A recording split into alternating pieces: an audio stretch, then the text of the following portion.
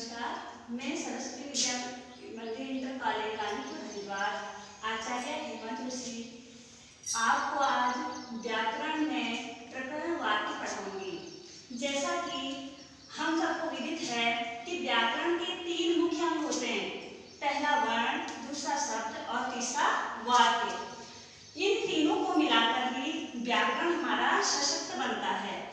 अब हम वाक्य के विषय में पढ़ते हैं। वाक्य है क्या चीज? जो हमारे सार्थक शब्दों के समूह होते हैं उनको हम वाक्य कहते हैं। सार्थक शब्दों के समूह को वाक्य कहते हैं। जैसे राम सो गया, मैं विद्यालय जाता हूँ आदि। ऐसे सार्थक समूह जब शब्दों के बनते हैं तो उससे होता है एक वाक्य का निर्माण। अब इन वाक्यों को सशक्त बनाने के लिए वाक्य के मुख्य दो अंग होते हैं। एक अंग, पहला अंग है उद्देश्य और दूसरा है विधेय। वाक्य में जिसके विषय में अर्थात कर्ता, जिसके विषय में बात की जाती है वो होता है वाक्य। और उस कर्ता के विषय में हमने क्या बात की है उसे कहते हैं विधेय। अर्थात कर्ता जो है वाक्य का उद्देश्य होता है और उस कर्ता के विषय में हमने वाक्य में क्या बात कही है वो वाक्य का विधेय होता है। ये दो महत्वपूर्ण अंग हैं हमारे वाक्य के। अब हम आगे बढ़ते हैं वाक्यों के प्रकार की ओर। वाक्य मुख्यतः दो भागों में हमने वाक्यों को विभक्त किया है। पहला वाक्य आता है रचना की दृष्टि से। रचना की दृष्टि से वाक्यों के तीन भेद किए गए हैं। पहला भेद है सरल वाक्य। सरल वाक्य में क्या होता है, इसमें एक उद्देश्य होता है और एक ही विधेय होता है।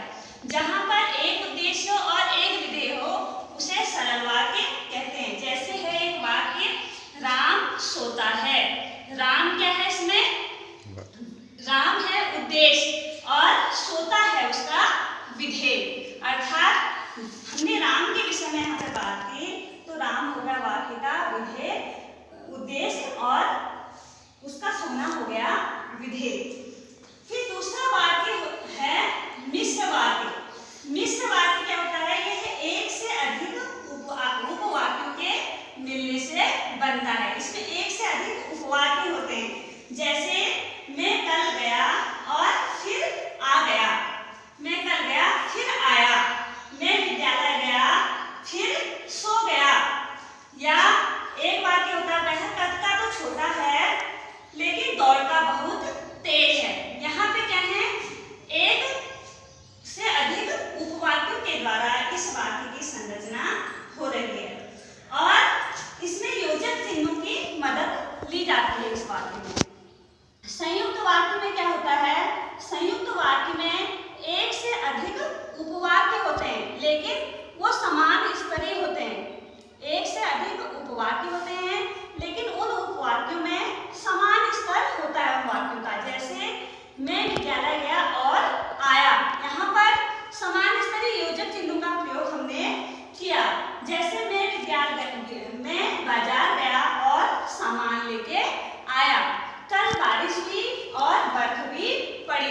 ये क्या है? संयुक्त वाक्य है। ये तीनों वाक्यों के जो भेद हैं ये हमने रचना की दृष्टि से इन वाक्यों के भेद किए। अब हम वाक्यों का द्वितीय प्रकार अर्थात अर्थ की दृष्टि से वाक्य पढ़ते हैं। इसमें पहला वाक्य है निश्चयवाचक वाक्य। जिस वाक्य में किसी निश्चित विषय पर बात की गई हो उसे कहते हैं हम निश्चयवाचक वाक्य। जैसे वह विद्यालय गया, वह बाजार गया आदि।